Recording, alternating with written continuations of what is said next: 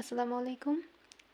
আশা করি সবাই ভালো আছেন। আজকে আমরা শিখব গ্রিড মেথড কী এবং কেন এটা পেইন্টিংয়ের জন্য গুরুত্বপূর্ণ, এবং পেইন্টিংয়ের আরও একটি গুরুত্বপূর্ণ জিনিস আমরা আজকে শিখব। প্রথমে আমরা কথা বলবো গ্রিড মেথড নিয়ে। গ্রিড মেথড আমি এখনও করি নাই, আপনাদের এখানে দেখাবো। এর জন্য দুইটা পার্ট করে নিয়েছি। এটা হচ্ছে A4 সাইজের পেপার। আমি মাঝখানে বরাবর একটা লাইন দিয়েছি। এখন আমাদের গ্রিড মেথড করার জন্য প্রয়োজন হবে একটি স্কেল ও পেন্সিল। গ্রিড মেথডের মাধ্যমে আমরা আজকে আপনারা যেটা ভোট দিয়েছিলেন সেই পেন্টিংটি শিখব। তো আপনারা যখন ওই পেন্টিংটি খেয়াল করবেন তখন দেখবেন যে পেন্টিংয়ের মধ্যে আসলে দেখার বিষয়টাই হচ্ছে আকাশ। সবার প্রথমে আমাদের ফোকাস যাবে আকাশে, আকাশের পর আমাদের ফোকাস যাবে গাছপালায়, তারপরে যাবে একটা কারেন্টের খুঁটি হয়তো বলে, এটাকে কি বলে আমি নাম ভুলে গিয়েছি, তো সেটা দেখতে পারবেন। তো ওই জিনিসটার জন্য আমাদের এখন গ্রিড মেথডটা প্রয়োজন। ছোটো কিছু রুলস আমরা আজকে শিখব। তো গ্রিড মেথড করার জন্য আমাদের কয়েকটি বক্স করতে হবে। এটা আমাদের ইচ্ছা মতো বক্স। আপনি এরকম, এখানে আমি 2টা বক্স করেছি, আপনি এখানে 4টা করতে পারেন, 8টা করতে পারেন, আরও বেশি বক্স করতে পারেন। আপনি যত বেশি বক্স করবেন আপনার ড্রয়িং তত বেশি সুন্দর হবে। কারণ এই গ্রিড মেথডের মাধ্যমে আপনি শেপটা বুঝতে শিখবেন। হ্যাঁ, আমি যখন ধরেন যে একটা ফুল আছে আমার, তো আমি এখানে অনেকগুলো লাইন দিলাম। ধরেন যে এই ছোট্ট একটা, এই যে চারপাশে আমি কিন্তু, আপনারা দেখতে পাচ্ছেন কিনা জানি না, এই যে চারপাশে কিন্তু আমি লাইন টেনে নিয়েছি। এটা একটা বড় বক্স ধরবেন। এই বড় বক্সের মধ্যে আমরা ছোটো ছোটো অনেকগুলো বক্স দিব এবং ওই বক্সটা আমরা কপি করব। আচ্ছা, আমি আপনাদের লাইন টেনে দেখাচ্ছি।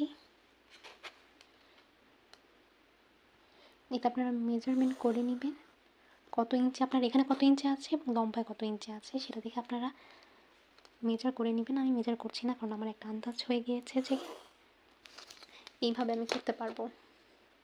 আপনারা যখন প্র্যাকটিস করবেন আপনারা করতে পারবেন। আমার ছোট বড় হতে পারে, আপনারা মাপ নিয়ে তারপরে করবেন, নাহলে আপনাদের ভুল হবে। আপনার যত ইচ্ছা তত বক্স করেন, কোনো প্রবলেম নেই। আপনি যত বক্স করবেন তত আপনার পেন্টিংটি সুন্দর হবে। আর একটা গুরুত্বপূর্ণ বিষয় হচ্ছে যে আপনি যে পেন্টিংটা করবেন সেটা প্রিন্ট করে আনবেন। প্রিন্ট করে আনলে কি হয়, আপনি পেন্টিংয়ের উপরে আপনি এই গ্রিড মেথডটা অ্যাপ্লাই করতে পারবেন এবং সেখান থেকে এখানে কপি করতে পারবেন। এবং অনেক সময় হয় যে আমরা সঠিক কালারটা বুঝি না, যেহেতু ফোনের মাধ্যমে আমরা ছবি আঁকাই, তো আমরা অনেক সময় দেখা যায় যে সঠিক কালারটা বুঝি না বা কালার মিক্সিংটা আমরা ভালো মতো করতে পারি না। সেই ক্ষেত্রে হয় কি, আপনি কালারটা মিলাতে পারবেন খুব সহজে যদি আপনি প্রিন্ট করেন। তো আমরা মেইন পেন্টিংয়ে যাই। তো মেইন পেন্টিংয়ের ক্ষেত্রে যে খুঁটিটা রয়েছে আমরা এখন সেটা আঁকাবো। আপনারা হচ্ছে ছবিটা খুব ভালো মতো দেখবেন। খুঁটিটা আমাদের কিন্তু পেন্টিংয়ের মাঝ বরাবর, মানে এতটুকু জায়গা নিয়ে আমাদের পেন্টিংটা আছে, এবং এই অংশগুলো আমাদের গাছপালা এবং এই দিকের অংশগুলো আমাদের মেঘ, এবং নিচে কিছু অংশ আমাদের, নিচের অনেকটা অংশ আমাদের গাছপালার ক্ষেত্রে চলে যাচ্ছে। তাতে আমি যে অর্ধেক করে নিয়েছিলাম, অর্ধেকের একটু উপরে পর্যন্ত আমরা এটা আঁকাবো। এটা আঁকানোর ক্ষেত্রে আমাদের কিছু নিয়ম ফলো করতে হবে, যেরকম নিচ থেকে উপরে গেলে আমাদের মোটা থেকে আস্তে আস্তে চিকন হবে, এই জিনিসটা আমাদের লক্ষ্য রাখতে হবে। তাই বলে খুব চিকন না, আমি অর্ধেকের একটু বেশি নিয়েছি। আপনার যখন, আমি এটা এমনি র্যান্ডমলি করছি, আপনি যখন গ্রিড মেথডটা ইউজ করবেন তখন ছবিতে আপনার লাইন থাকবে। আপনি ফোনের অ্যাপ বলে দিব কোন অ্যাপসের মাধ্যমে আপনারা গ্রিড মেথডটা করতে পারবেন। তো আপনার, আমি বলি যে আপনার এইটুকু, হ্যাঁ, এখানে নাম্বার দেওয়া থাকবে, এটা A1 A2 A3 এরকম নাম্বার দেওয়া থাকবে, বা 1 2 3 4 5 এভাবেও নাম্বার দেওয়া থাকবে, এভাবেও নাম্বার দেওয়া থাকবে। তখন আপনি ছবির সাথে আপনার কাগজ মিলাবেন।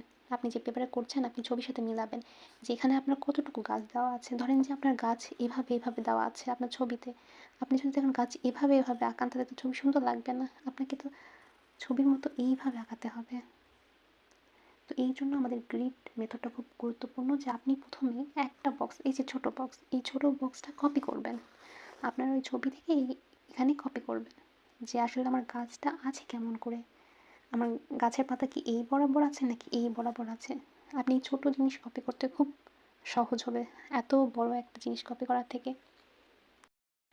আসলে এই পেইন্টিংয়ে খুব একটা ফোকাস করার মতো জিনিস নেই, যেটা রয়েছে সেটা হচ্ছে আকাশ এবং গাছপালা। তো চলুন আমরা শিখি এখন। আমি যেইভাবে গ্রিড মেথডটা করেছি সেটা দেখাই। এই লাইনটা আমরা এখন ধরবো না, আমি এটা একটু বাঁকা করে আঁকিয়েছি। আমি যেভাবে গ্রিড মেথড করেছি সেখানে আমার এই বক্সটাতে এটা একটু বাঁকা, হ্যাঁ হালকা একটু বাঁকা। তো আমি একটু বাঁকাভাবে আবার এটা করে নিচ্ছি।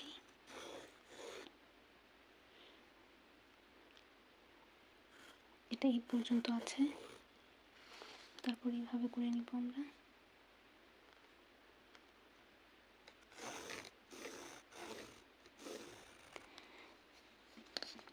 এই পাশটা তুলনামূলকভাবে একটু মোটা হবে উপরের থেকে।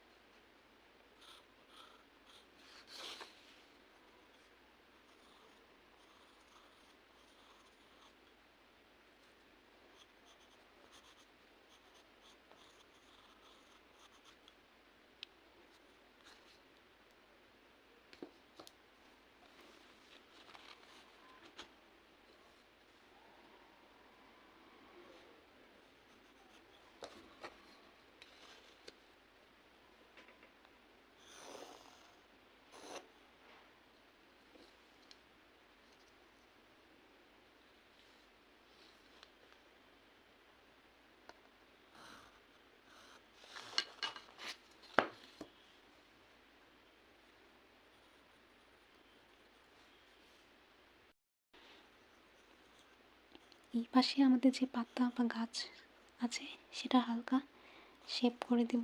যদিও এটা পেন্টিং করার পর আহামরি বোঝা যাবে না, যখন আপনি আন্ডার পেন্টিং করবেন তারপরে খুব একটা বোঝা যাবে না। তো আমরা গাছের হালকা শেপ দিয়ে দিব যে এই পর্যন্ত আমাদের গাছ আছে। আন্ডার পেন্টিং সম্পর্কেও আজকে আপনাদেরকে জানাবো, আন্ডার পেন্টিং কী এবং কেন করবেন এবং কিভাবে করবেন এটাও জানাবো। নিচের কাজ আমার মোটামুটি শেষ। এখন তার যেগুলো তার রয়েছে সেটা আঁকাতে হবে। তারও এটা বোঝা যাবে না, কারণ আমাদের এই পুরাটা আমরা আকাশ করব। উপরে আমাদের কিছু করার দরকার নেই। উপরে যদি আপনি এরকম গাছের যে একটা শেপ, যে পর্যন্ত আমার গাছ, সেটা যদি করেন তাহলে হবে না, কারণ এখানে আকাশ আমাদের আঁকাতে হবে। আকাশ আঁকানোর পর আমরা এই পেইন্টিং যেটা আমরা এখানে করেছি সেটা এই পাশে করব। আমাদের যে খুঁটিটা রয়েছে এখানে আমাদের কিছু ডিটেলসের কাজ করতে হবে, সেই ডিটেলসের কাজ আমরা করব।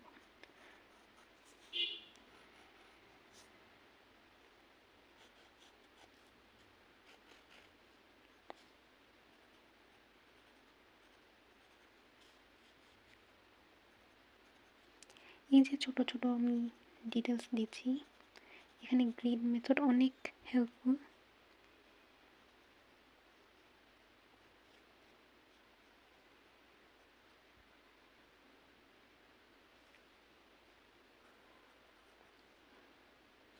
এখন আপনার সব কিছু করতে হবে না, সব ডিটেলস দেওয়ার কোনো প্রয়োজন নেই। কিছু কিছু ডিটেলস দিবেন, পরবর্তীতে যখন আমরা পেন্টিং করব তখন আরও ডিটেলস অ্যাড করব। আমার এখানে মোটামুটি ডিটেলস দেওয়া শেষ। এখন এই যে আমরা এই লাইনটা করেছিলাম, এই লাইনটা হালকা করে দিব বা মুছে দিব।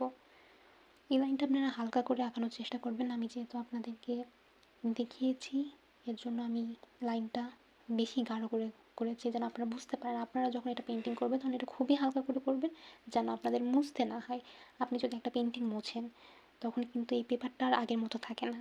আমি এখানেও কিন্তু অনেক গাঢ় করে আঁকিয়েছি, সেটাও আপনারা করবেন না, কারণ পরবর্তীতে এখানেও সমস্যা হতে পারে। আপনি দেখানোর সুবিধার্থে এত গাঢ় করে দিয়েছি।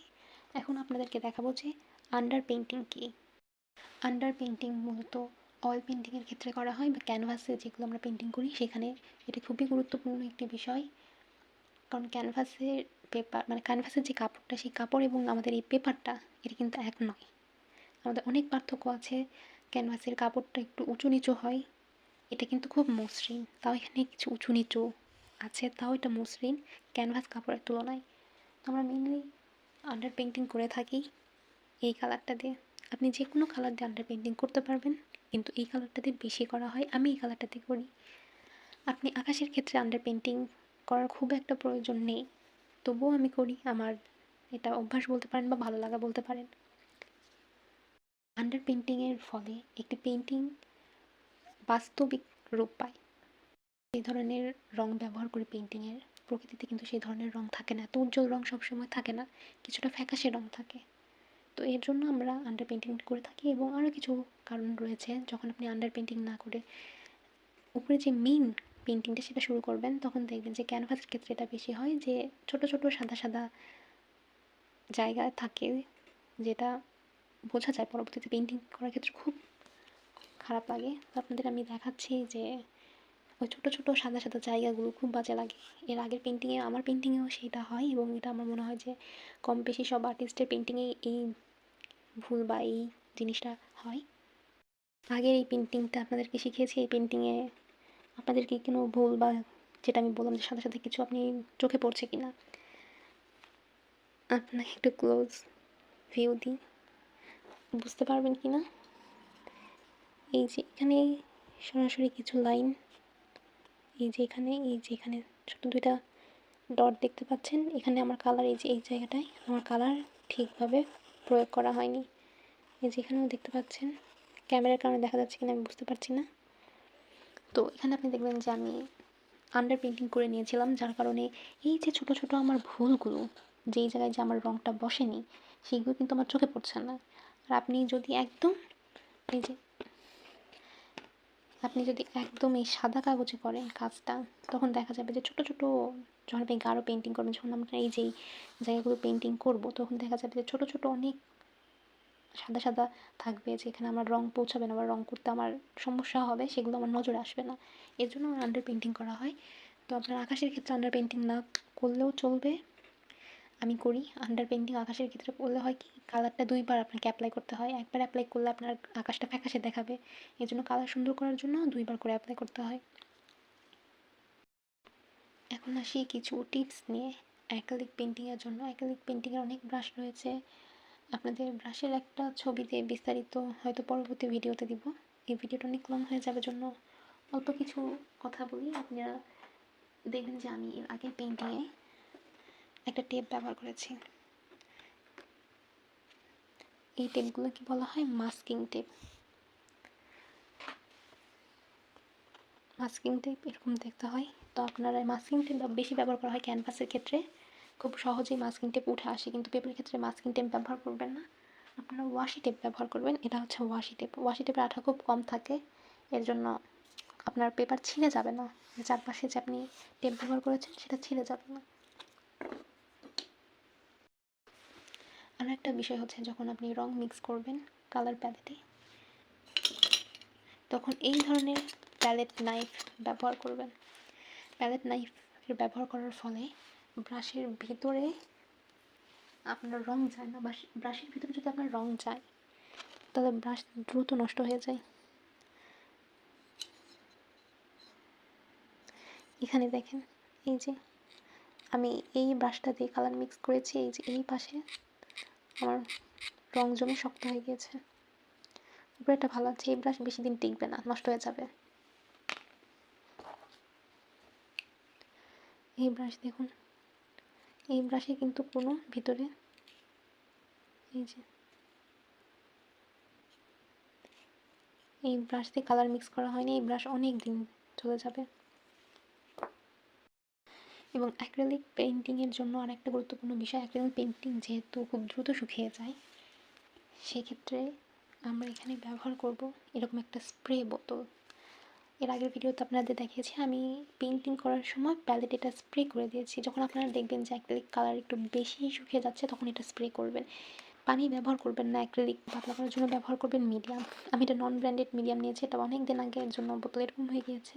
এটা ব্যবহার করবেন পাতলা করার জন্য, পানি ব্যবহার করবেন না। আজকে এই পর্যন্ত, নেক্সট ক্লাসে আমি পুরোটা পেইন্টিং করা দেখাবো ইনশাল্লাহ।